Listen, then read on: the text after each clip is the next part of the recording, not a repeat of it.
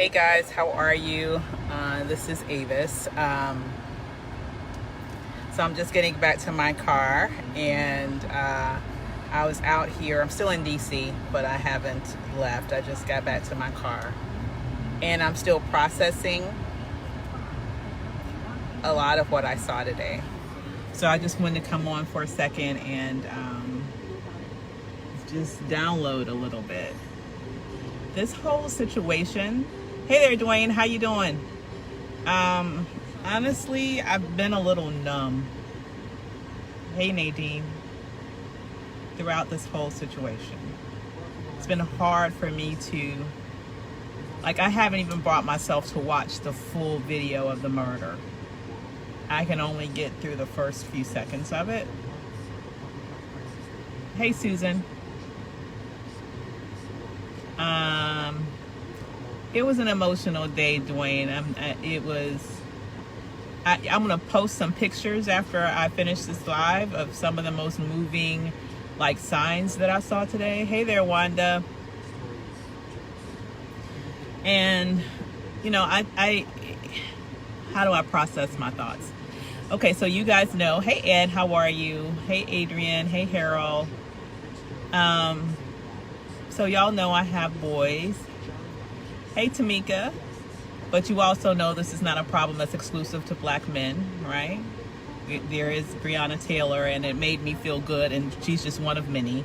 And it made me feel good that today I saw people out here raising her name just as they were raising Mr. Floyd's name, rightfully. It's just been hard. Hey there, Victoria. Hey, Susan. For me to really, it's kind of like if you've been in a romantic relationship, for example. If you've been done wrong over and over again, the opposite, eventually that makes you numb. It's not even that you're angry quite, it's you're numb. It's like you're numb. You have zero expectations out of that person. Oh, you took your voice to LA? Yes. And that's very much how I felt about this situation. What up, homie? Hey, Tracy. How you doing, girl? It's very much how I felt about this situation. I've been doing a lot of international television around this. I have another hit tomorrow with Canadian news. I'll probably do more next week. But every interview I get asked, is this time different? And my answer has always been, I don't know. There's no evidence to suggest that this is going to be any different. I have no faith in this nation. I have zero faith in this country. We know how this game plays out, right? There is a script that is followed after all of these incidents. The first thing they do is delay charging the officers long enough in order to cook up some false information in terms of lies on police reports, falsified coroner's reports. We know the deal. While they're falsifying records, they're also sullying the reputation of the dead person. Okay, so they kill the person physically and then they murder their character. Then the third thing they do is they try to elicit sympathy for the murderer. Oh my God, they're getting death threats. Oh my God, we know how this game plays out. And so I was very much, and every time I'm asked that question, I was like, no, I don't expect this to be different. But I have to tell you, after being out here today, I expect this to be different. I do. This was different. It's hard to explain it, y'all. It's kind of like, I don't know if any of y'all went to the Million Man March, a couple of decades ago. There was something special in the air that day. And I feel like that feeling again, it was here too. And I say that because what more evidence do we need that this nation has an insatiable appetite for black blood? We don't need that any more evidence of that. I don't feel like that is where my sense of skepticism came from. I don't trust that this nation culturally, just how this nation was built and how white supremacy continues to morph and deform itself in order to protect itself. I never felt that our blood reached any sort of moral fiber, because I don't believe, and still systemically, I don't believe that moral fiber exists. Let's just be real. But I would also say that while I'm out here today, what I felt today that made me feel differently is the people that I saw here. It was us. We were here. We were bold. We were strong, but it was all of us. The diversity in this crowd was crazy, off the chain. And Dwayne asked me if I was crying.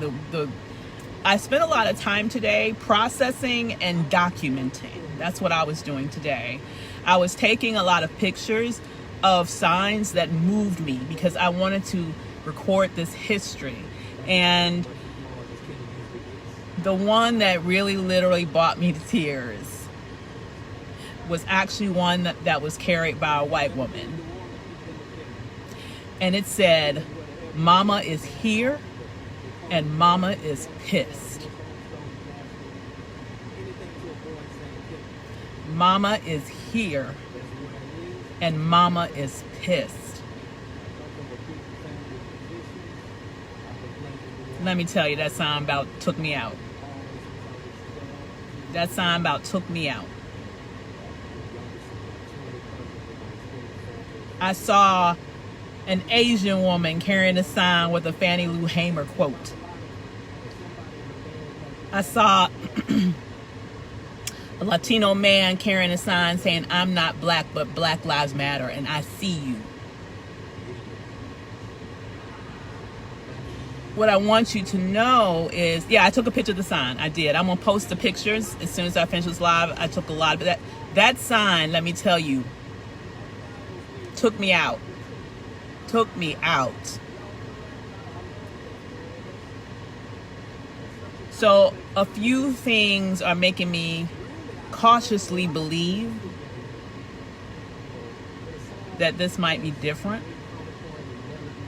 What up there, Kat? Good to see you, girl. It's making me cautiously believe that this might be different. Because what I felt in the air was righteous indignation and anger, and it needed to be there. This is not a point of begging for what's right. This is the point of demanding what's right. And as much as I saw that sense of and felt that sense of righteous indignation in the air, I also saw people with signs saying vote. I also saw people, listen y'all, I gotta picture this. Somebody took some crime tape, y'all, like crime scene, and put it on a portion of the gates surrounding the White House. Hello. Crime scene, yes. So what I'm telling you guys is that this is not the America that I grew up in. I'm going to be honest. I'm not used to this. This is not what I've experienced for most of my life. But this is what it's going to take. We can't do this by ourselves, Black people. And as I often say, it really isn't even our responsibility to do this by ourselves. I can't fix shit I didn't create. We didn't make racism, systemic racism. We didn't make this. It should not be, and it cannot be left up to our labor to figure the shit out in terms of how to fix it.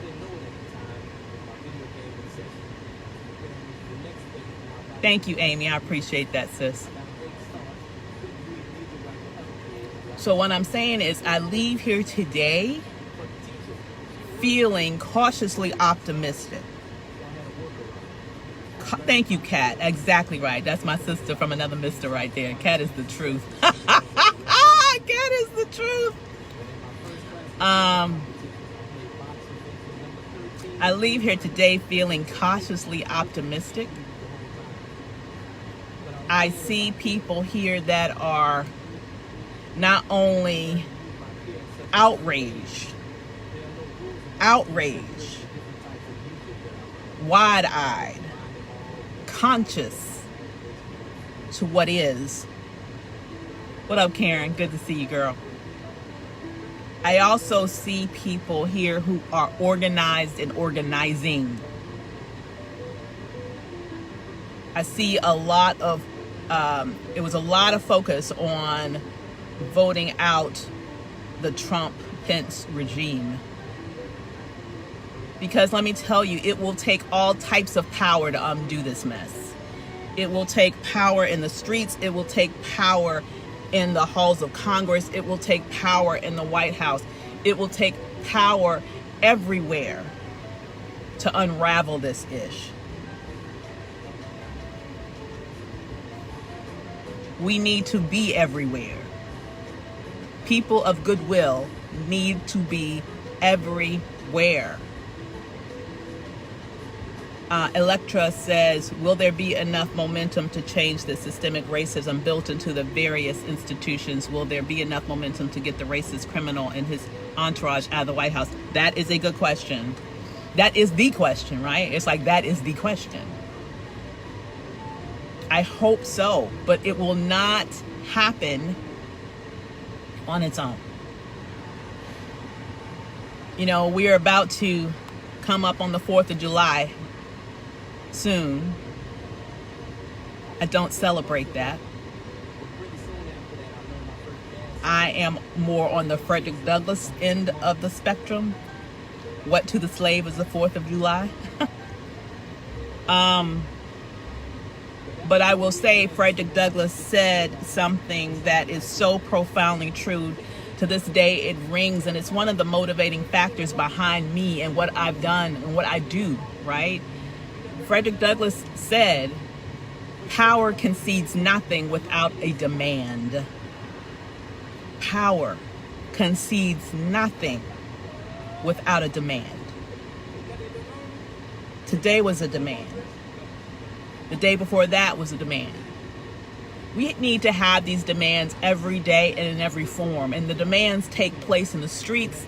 The demands take place in the boardrooms. The demands take place at the ballot box. The demands take place everywhere. We need to show up in all of those spaces with the demand. That is the only way we roll back and deconstruct and reconstruct what needs to be in place in this nation. Absolutely, LaFern, we must keep making demands. Absolutely. Absolutely, Robin. We need to register voters, and we need to make sure voters vote. We need to make sure everyone is working. Absolutely. Everybody has a role in this process. Everybody has a lane. Everybody has a purpose and a responsibility in creating the shift that needs to happen right now. And not everybody's going to be in the streets. That's okay. But if you're going to register voters, register voters. That's your lane, you know? If you're going to be in the boardrooms and you need to speak up about how come the only people in executive suites are white men or white people, white women and men, you need to take up that lane. Do you hear what I'm saying? Find your lane and work it. Exactly right, LaFern. Find your lane and work it like crazy. Show up with the demands. Follow the demands with action, unrelenting action. We have to make it uncomfortable to continue with the status quo. The status quo has got to be more uncomfortable than the change will be, because change is never easy. The easiest thing in the world to do is to keep on doing the same shit you've been doing. That's the easiest thing in the world. That applies to everything in life. The easiest thing is just to continue doing your same shit. Change is hard. And the only way you make change happen in situations like this is that you have to make the status quo more uncomfortable than the change will be. You have to. Absolutely, Cheryl. This is people-led, not leader-led. Absolutely. And that's critical. So I have to tell you, even when it hurts, absolutely, April, you got to be willing to risk something. You got to be willing to risk something. I was thinking about all of these people out here today. Y'all, it's still a pandemic going on. I take that very seriously. I believe that this government has lied to us about the prevalence of the pandemic, about the prevalence of the virus around the nation. I believe that they continue to suppress and falsify data, quite frankly, in the same way that they falsified the data around the jobs report yesterday. Okay? I don't believe any data that I get out of this administration. So I'm saying that to say that everybody here was frankly risking their lives to be here today. Let's just keep that real too. Thank you, Justin. Right? But you have to be willing to risk something. Change does not come by way of safety. Seriously. Wasn't it King who said, if you have nothing to live for, you have nothing. If you have nothing to die for, you have nothing to live for?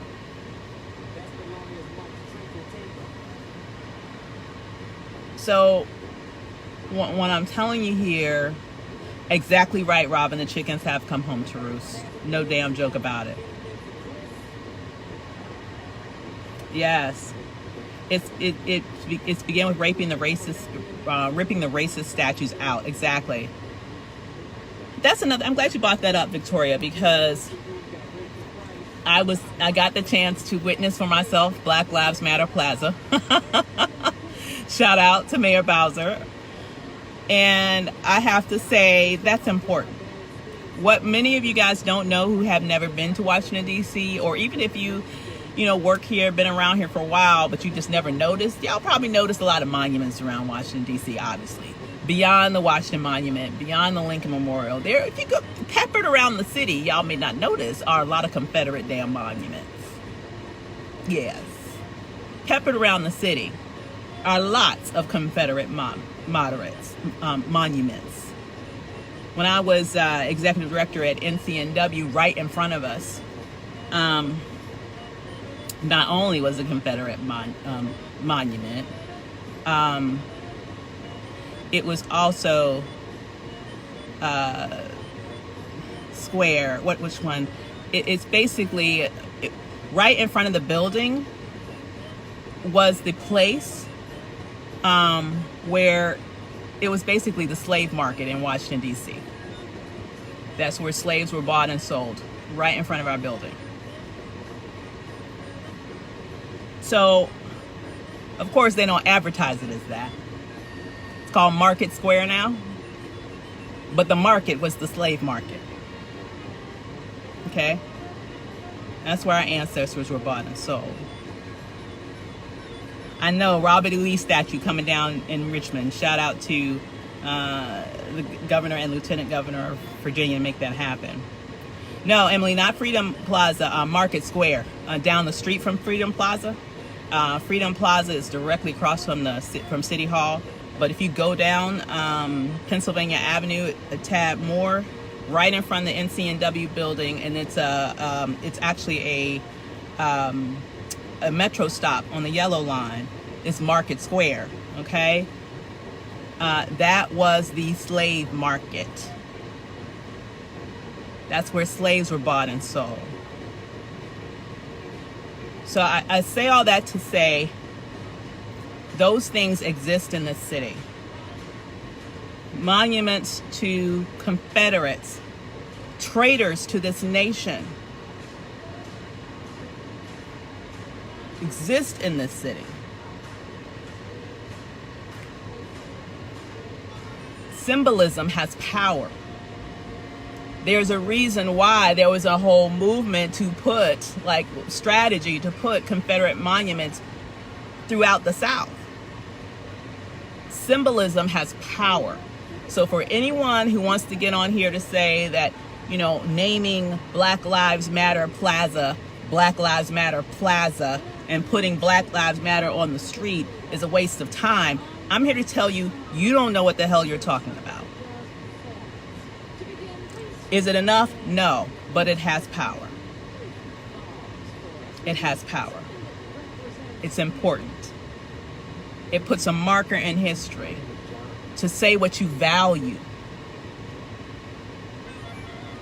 It's a way to denote what you value.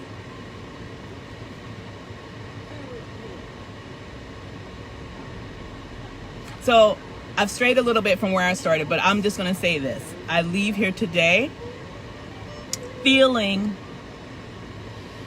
I feel better. I feel hopeful. I know this is not all that needs to be done, but I feel like there has been enough. There's been something that's been awakened.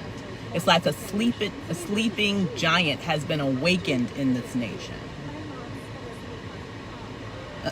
Emily says, I love that every day that fool in the White House will look out the window and see the words Black Lives Matter. Absolutely. And you know what else is not just every day? Mayor Bowser has gone to the, ramp the pettiness level up so that she puts a spotlight on it at night. That's like, she out-pettied me with that. I'm like, go ahead. That's like the queen of pettydom. I'm loving it. I am here for all of it. Okay, I'm here for it. So yeah, he can't get away from it, girl, in the day and at night. Okay. So let's say, bail has been lifted. Absolutely, April. A bail has been lifted. Great opportunity for a powerful reset. Absolutely, absolutely, absolutely. So I leave here today, you guys. Honestly, I feel like I can exhale for the first time in a long time. I feel like the problem isn't resolved, but I feel like we are on our way to making a tremendous change. This is different. This is different than what happened after Mike Brown was murdered. This is different. This is different, y'all. This is different. This is appreciably different. One thing that we have to be on the lookout for is they're going to try every dirty trick in the book in order to retain power. We have to be prepared for that.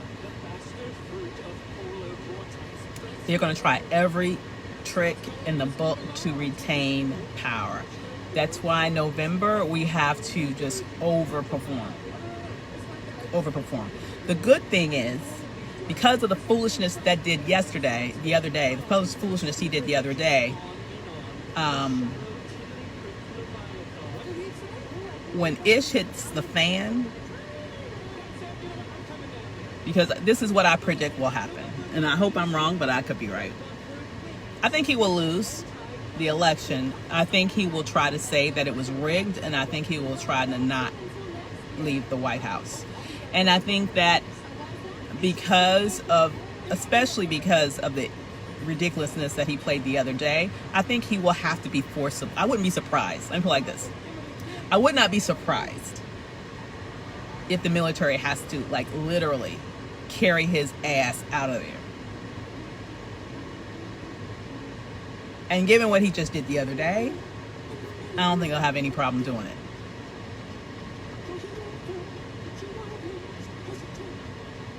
Okay? So, Vern said drag his ass out. Yeah, I wouldn't be surprised. Because y'all know how he lies. He lies all the time, every day. So he will try to say, oh God, it was rigged. Oh, it was not. No. We need to be prepared to have that man forcibly removed. And I'm here for it. Take him right out. Exactly right. Take him out in leg irons and handcuffs straight to jail. I am here for that, Electra. Absolutely. Absolutely. Yep. Stacey said that's what she thought too. So guys, I'm going to jump off. I'm going to post some of these pictures because I want y'all to see them. And I want you to not only see the signs and what, you know, the creativity and the outrage that people are expressing. I want you to see the wide range of people that are expressing it. And I want you to see that this is what it's going to take for us to win. We can't do this by ourselves. It's going to take a wide array of us to make the change that needs to be changed. I agree with you, Joel. Yeah. People need to know the Second Amendment goes both ways. You're right. It's different than Oscar Grant. It's different than Michael Brown. It's different than Trayvon Martin. Absolutely. On and on and on. It's different. And I also think that it's cumulative, right? I mean, because there was an Oscar Brown, because there was a Michael Brown, because there was a Oscar Grant, Michael Brown, Trayvon Martin, Eric Gardner, you know, the names go on and on and on and on. Because there were all of those instances, none of which resulted in justice. I mean, when you think of what happened to Eric Gardner, the only person who's in jail right now is the person who shot the video. Let that sink in for a second. The only person that is in jail behind the murder of Eric Gardner is the brother who took the video. The police officers went after him with a vengeance. Got him on some trumped up charges, and he is in jail today. What up there, Deontay? Thank you, Deontay, for being brave enough to do what you're doing. Deontay is a friend of mine. We do roll and show together sometimes. Deontay is a Republican conservative. He has been vocal, though, in his outrage on this issue. He has been calling out Candace Owens and saying that she does not speak for me. That's what we need. That's what it's going to take, you guys. That's what it's going to take. It's going to take all of us fighting this together. All of us. Absolutely. But we gonna do it. We were built for this moment. It's in our DNA. It's our responsibility to finish the race that our ancestors started. I don't even pay no damn mind on her. I mean, I just believe some people are willing to sell their souls, and she's one of them. I'm talking about Candace Owens. It pays very well to be the black face that racists can always turn to try to say that they're not racist. Let's just say that. Stacey says the revolution has already occurred. Absolutely. Some of the biggest battles have occurred in less than 2 weeks. You're exactly right. You're exactly right.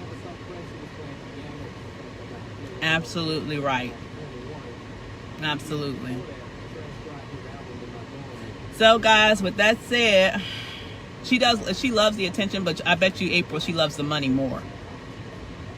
She does love the attention, but she loves the money more. And do not think she's just doing this based off of some big sort of moral situation that she finds herself in, because she's not, obviously she's not being moral. She's a liar. She keeps saying that, I mean, I'm not even gonna go down her history. Let's just say she's a liar, and she's a sellout in the worst possible way. All right. See you too, Robin. That said, you guys, you are welcome, Morris. I'm gonna jump off. I'm gonna put the pics up so you guys can see some of the pictures for today. We're gonna make it happen. This is the generation. It's all of us. I believe you, Emily, absolutely right.